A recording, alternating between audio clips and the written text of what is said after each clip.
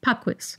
What is a trait? Being a collection of behaviors and beliefs that will lead you to working really hard and achieving your goals, being the best at what you're doing, the top of your class, and can lead to keeping you stuck, never moving ahead, not working towards your goals, questioning everything you're doing, and generally just feeling pretty terrible about yourself. This might be a trick question. It's perfectionism, which can show up as excessive effort put into things having to be done a certain way, or it can be the complete opposite. You're not able to achieve things or try things because you're stuck and you don't know why. These outcomes can seem very different, but they're actually two sides of the same coin. My personal interest in perfectionism came about because of my own past, my own history, and the things that I've struggled with. One of them being just being able to make art. And when you're an artist, that's kind of a problem, right? The blank page can be terrifying indeed, but you still have to be able to figure out how to move forward. It took me years to realize that perfectionism was part of that problem, a significant part of that problem, if not the entire thing. And I really, truly was my own worst enemy when it came to moving forward in my career, to developing my skill, to creating a good body of artwork. There was a period of time where I'd make maybe 3 finished pieces of artwork in a year. I just really struggled with knowing what to do, because if I wasn't sure that it was an idea that would work, if I wasn't sure that it was a good idea, that it was going to come together well in the end, I didn't know where to begin. I just couldn't do it. You could almost quantify that fear as, like, if it's not Instagram ready, why do it? If it wasn't going to be able to be put into my portfolio, why do it? If I could only get 2-3 pieces done in a year, they better be good, right? I've had to make some very deliberate adjustments to the way that I think and the way that I approach my work to get past that. And once I was able to do that, which, isn't necessarily easy, I started to see really fast growth. I started to see a lot of development in record time, and I've created a couple bodies of work at this point.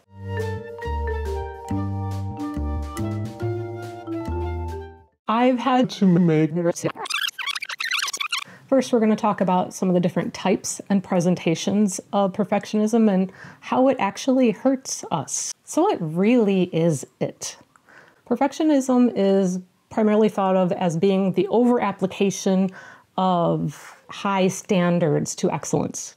And while having high standards isn't a problem in itself at all, it's the over-application part that becomes the problem. And so with the types of perfectionism and the types of ways that they present, just like with any trait you may have, it occurs on a spectrum. So you could be a lot of this type of trait and a little bit of this type of trait. It could be minor for you. It could be really crippling for you. It really depends. We're all different. So here we go. First type, self-oriented perfectionism. And this is all internal. It's the way that we judge ourselves. We may have unrealistically high standards towards our own performance and abilities, what we look like, who we are in our communities, tend to be extremely overcritical of ourselves and struggle to let go of work that we don't think is good enough. The second type is other-oriented, and this is where we're taking what we feel and putting it onto other people, inside out. It's having unrealistically high standards of other people's performance and abilities. You tend to be overly critical of others, and it can really affect your relationships if you're essentially bothered by other people's lack of flawlessness and however you define that. And the third type is socially prescribed. And this is from the outside in. It's the belief that one is being held to extremely high standards from society in general or other external forces. These may be real or perceived beliefs. They can come from our families and communities, our employers, and absolutely society in the sense of social media and advertising.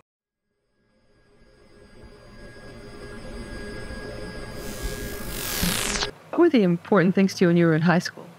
Popularity and having the most boyfriends and getting honors like cheerleading and homecoming queen, things like that. What'd you think of the other girls, though?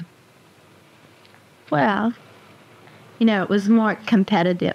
I wanted to be, better than they were. And this is very insidious in that people believe that if they don't perform to a certain level or meet these expectations, that they will fail, they will be rejected, they will lose status and social standing, and possibly even lose affection in relationships. And then you can take those 3 types of perfectionism and break them into 2 outcomes in how they present. First of all, there is an adaptive type.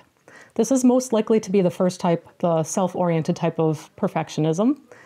And this is where you can actually use your perfectionism, push past it, and accomplish things. You may be constantly developing skills and achieving and raising the bar of your standards for what you need to be doing and how you're doing it. This is considered excellence seeking. It can look like the stereotype of the person who stays up all night to make sure that they're getting A's on every paper that they turn in, or is putting insane amounts of unpaid overtime into work just to make sure that they're always on top and they're always the best. The second way that it can present is maladaptive, which is going to be the opposite of adaptive, of course. And this is a type that's more fixated on the failure end of the perfectionistic dynamic. They're rarely satisfied with what they do, and the intense fear of failure is really strong in dictating their behaviors and beliefs. These traits can manifest themselves in academic performance, in our career and business goals and behaviors, in the way that we perceive and take care of our physical health for our body image, our pursuits of social standing, or personal goals and pursuits like athletics or arts. Ultimately, while it might sound like adaptive perfectionism might be beneficial, they're really neither particularly beneficial. And we're going to go into now the harm of it, how they can actually hurt us or prevent us from becoming the people we want and doing the things we want to do, as well as affect our mental health.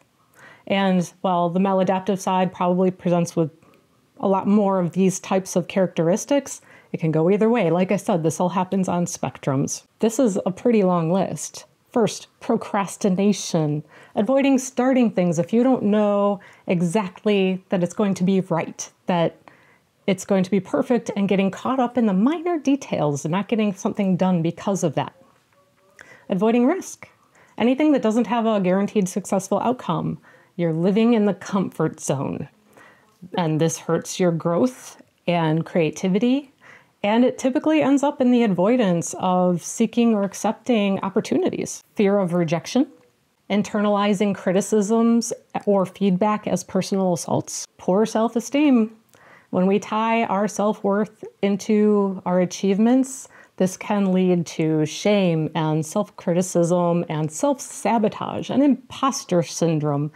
We can be very good at finding the evidence to substantiate our beliefs that we're not good enough. Giving up at things if you can't be the best or win. Excessive checking, reassurance and validation seeking, being overcritically of peers and relationships, and even being controlling in your relationships. Excessive organizing and list making, difficulty in making decisions. Not knowing when to stop. Ruminating, which is negative thought patterns that loop repeatedly in our minds. Burnout, even eating disorders and migraines. When things are on a particularly bad side of that spectrum, it can be serious. These characteristics can lead us down a path towards poor mental health, where we experience high rates of anxiety and depression, stress, obsessive compulsive disorder, and as things get more extreme in the quagmire that we create for ourselves, self-harm and even suicide. But why do we do it? If this is the outcome of it, we can pick up habits that don't serve us from real or imagined expectations. There are these high demands to achieve academically to get into a really good college. 2 B's, huh? You know, if you really applied yourself and put your mind to it, you could be a straight A student. Perhaps demanding families where you're trying to meet a level to get acceptance and love. And of course, absorbing all of the curated lives that are exposed to us on social media, the perfect bodies and relationships that we see on TV and in advertising. And despite being something that isn't good for us, perfectionism is actually something that tends to be socially enforced in our culture. Hustle culture, for example, the glorifying of burning the candle at both ends to achieve your goals, to get ahead. We can wear the lack of sleep that we've had while we're working hard towards something as a badge of honor and celebrate it. There's employees who work 12-hour days and perhaps do good work, but will ultimately get the bigger bonus than their counterparts who also do good work but only work 8 hours. The social media influencer who sacrifices their physical and mental health to put on the right image and is rewarded for that with thousands of followers and sponsorships. The world, the algorithms, our employers aren't exactly patting us on our backs for setting healthy boundaries. And if you haven't already done it, you're at least aware of the old trope of the job interview question, what is your greatest weakness? And answering with a little bit of pride, oh, I'm a perfectionist, because we think that that's actually a trait that they're going to want, that it just means they're going to see us as conscientious and detail-oriented. We're telling them this flaw, this weakness, but we're saying it in a way that we think that they actually are going to want from us. And here's the really important part, that if you thought that, well, I'm an adaptive type and I'm getting ahead, I'm getting promotions, I was valedictorian of my class. What if I told you that studies show that perfectionists achieve things despite their perfectionism, not because of it? It doesn't actually enhance your productivity. It hurts it, but you push past that to achieve things. Okay. Can we say it again? Yeah? Perfectionists may achieve things despite their perfectionism, not because of it. Chew on that for a minute and let it sink in, because that's really important to understand. So what are we really getting out of it then, if we're doing this and it's not actually benefiting us? Some of our benefits can be things like avoiding new responsibilities, feeling a sense of control. The really big one that's sort of the underlying pin of all of it, protecting ourselves from failure, from frightening things and hard feelings. Consider what that benefit is actually costing you.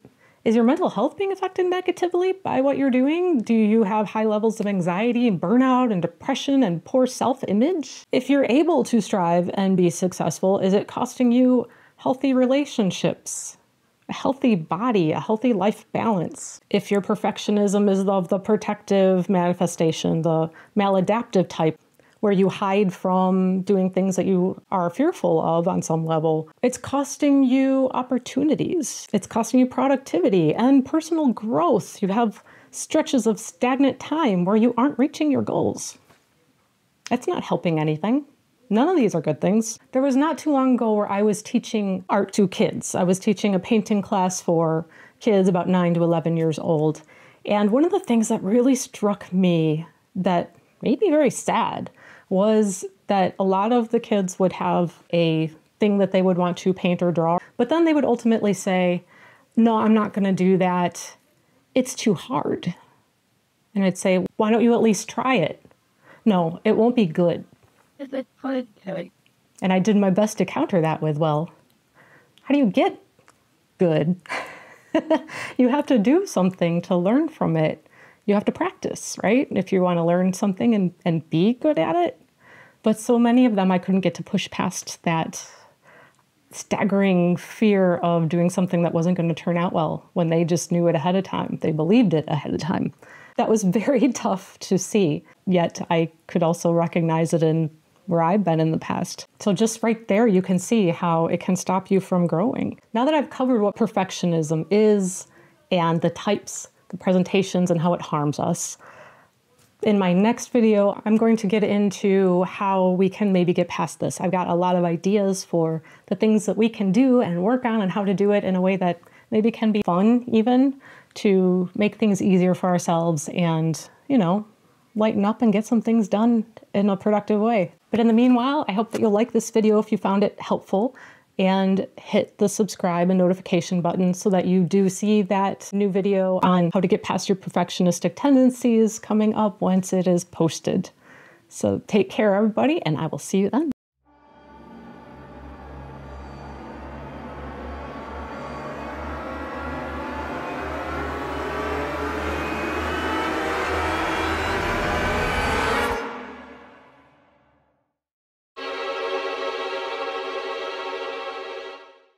you.